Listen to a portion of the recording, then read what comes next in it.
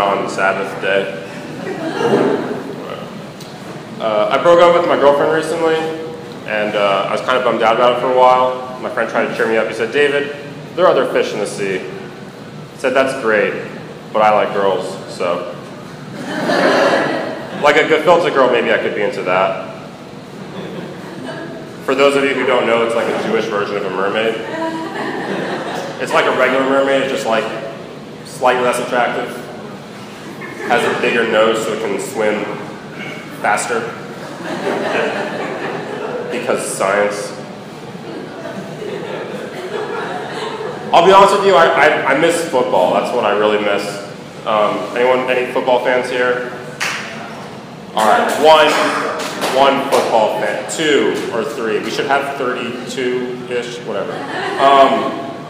No, I do. I remember the Sunday after Super Bowl Sunday, I was just like sitting around. I was like, what am I supposed to do today? Like, what is there to do in the world now on Sundays? And my girlfriend at the time was like, "You can do me."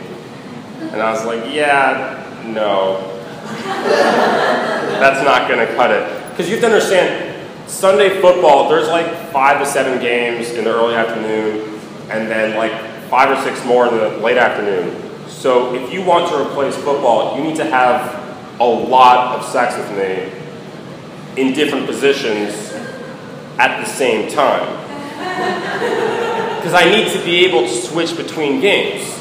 You know, like if we're in one position and then there's a commercial break, you know, I need to be able to switch to a different position immediately. I feel like this show would be way better if I would act it out. But for that, I would need a volunteer. And I'm not going to do that.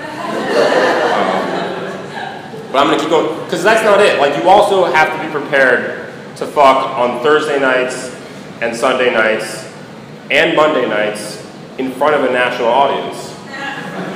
So that's why I broke up with her. It seemed like a waste though to just to release her though. You know?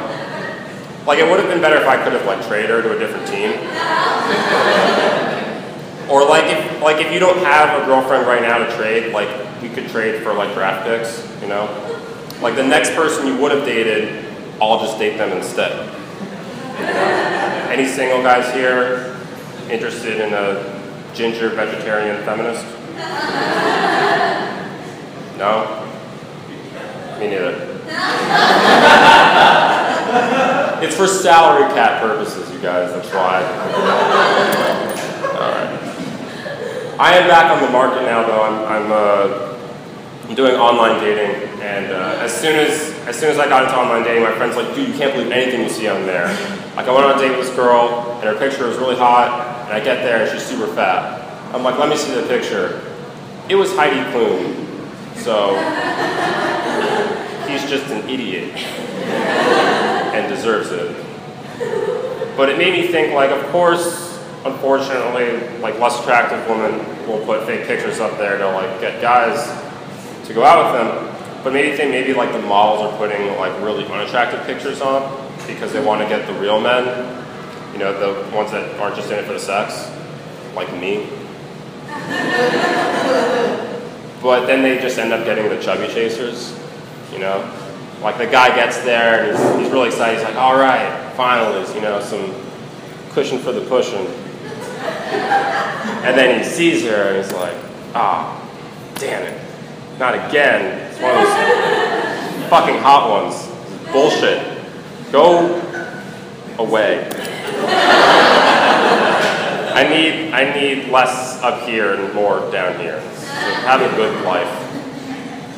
And I know a lot of you might be using like Tinder or like OkCupid or whatever, but like I'm on Jewish dating websites. Have any of you heard of J-Swipe?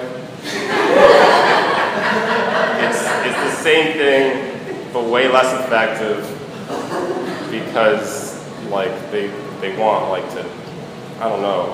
I don't know what they want. I'm not good at J-Swipe or Tinder. It's just I was actually supposed to meet someone tonight, and I was going to do this set too.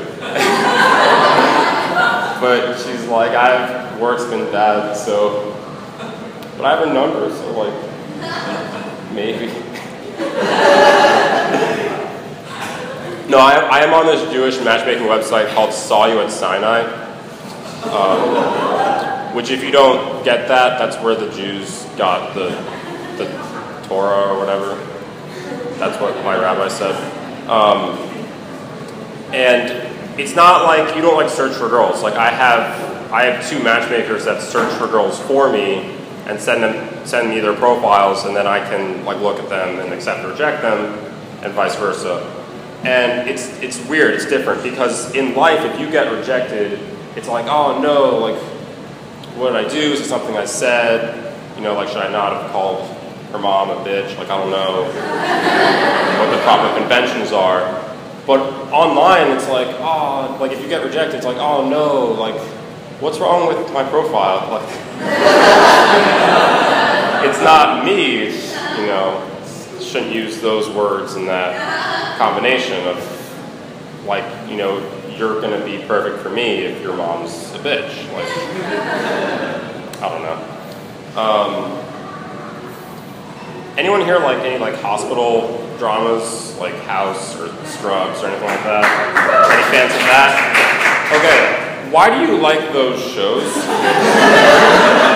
I don't understand, because I've watched House, I've watched Scrubs, and all I learned from those shows is that doctors have better things to do than take care of you. Like, is that the lesson you want to learn? Like, you're going to go to the hospital one day, I hope not, but probably, I mean, when you die, maybe. And so you're like, I have cancer, like, help, and he's going to be like, I'm trying to bang that hot doctor. Like, your nurse, that's my priority. So, die and get out of my way, please. This joke is extra funny for me because my parents are both doctors. So, and I'm a comedian. I find it funny that, like, they practice medicine and I do stand-up comedy. Like, I have more conviction, like, in terms of verbs, with my hobby than they do with their profession that, you know, has paid for, you know, my college. So thank God. All right. I'm David Kravitz. Thanks a lot, guys.